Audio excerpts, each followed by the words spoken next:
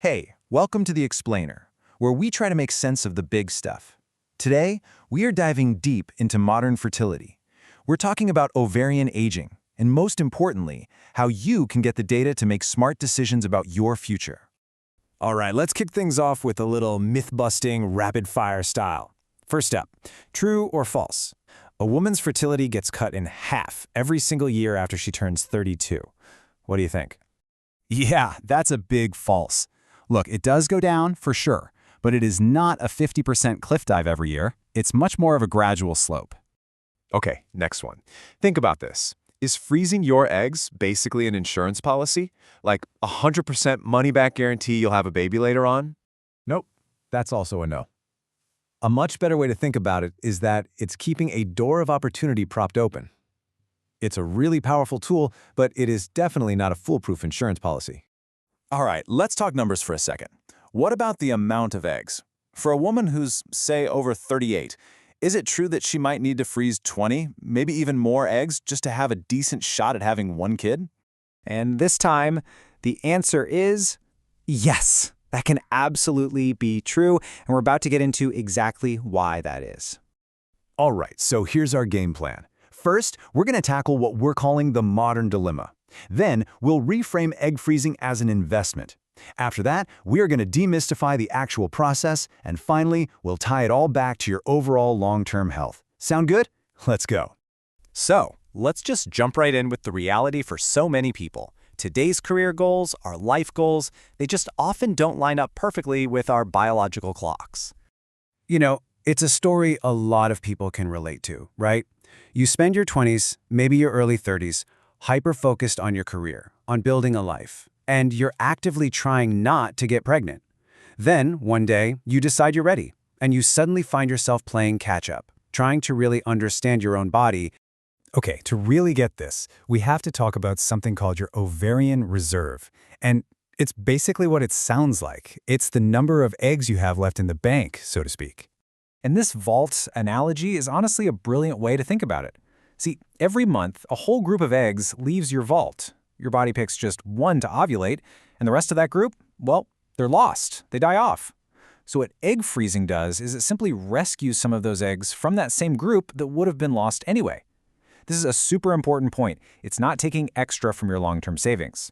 So once you really get that we're just saving eggs that would have disappeared anyway, it leads to this really critical shift in how we should be thinking about the whole thing. Yeah, and this chart just lays it out perfectly. It is not an insurance policy, right?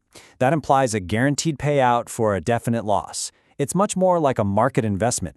There's potential for a really high return, but yeah, it involves calculated risk. It's a proactive strategy, not just a safety net. So, if we're thinking of it as an investment, that brings up the big question, right? When is the right time to even consider making this kind of investment in your future? Well, according to expert Dr. Crawford, the absolute best time is the moment you start asking the question. But if you want a general benchmark, your early 30s is a great time to look into it, especially if you know you want kids someday, but you're just not in a place to start a family right now. Okay, on to our next section. And this is a big one, because I think a lot of people imagine this process is super long and really grueling, but it's actually surprisingly straightforward. Let's break it down. It starts with a consultation and some tests, an ultrasound, some blood work, just to see what your ovarian reserve looks like. Then comes the hormone stimulation part, and that's only about 2 weeks of injections you give yourself.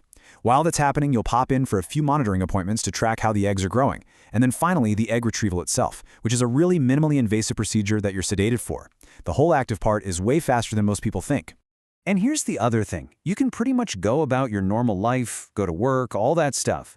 The most common side effects people talk about, like the bloating and what feels like a hormone crash with PMS symptoms, that usually happens after the retrieval, not during. So it's really something to plan for. That week after the procedure, when that estrogen drop might make you feel a little moody. And you know, the technology behind this is it's pretty incredible. There's this modern freezing technique called vitrification. It's like a flash freeze. And because of it, the survival rate for eggs when they're thawed in a good lab is now over 90%. I mean, that's a huge deal. All right, our final section. And this is so important because this whole conversation is actually much bigger than just having a baby. It's really about understanding your overall long-term health and taking control of it. Because here's the real kicker. As you get older, the main thing that makes it harder to get pregnant isn't usually running out of eggs. It's not the quantity. It is the quality of the eggs you have left. We're talking about their metabolic and genetic health. And this is where it all clicks into place. The same exact things that negatively impact your egg quality, things like chronic inflammation, insulin resistance, high stress, not sleeping well, those are the exact same things that impact the cellular health of your entire body. It is all connected. And this quote from Dr. Crawford just sums it up perfectly. She says it's not do this to get pregnant. It is all looking at decreasing inflammation, decreasing insulin resistance, and building up resilience inside your cellular health. I mean, it's just the same goal. Improving your fertility health is improving your overall health. So, what's the big takeaway from all this? It really boils down to one thing. Knowledge is power.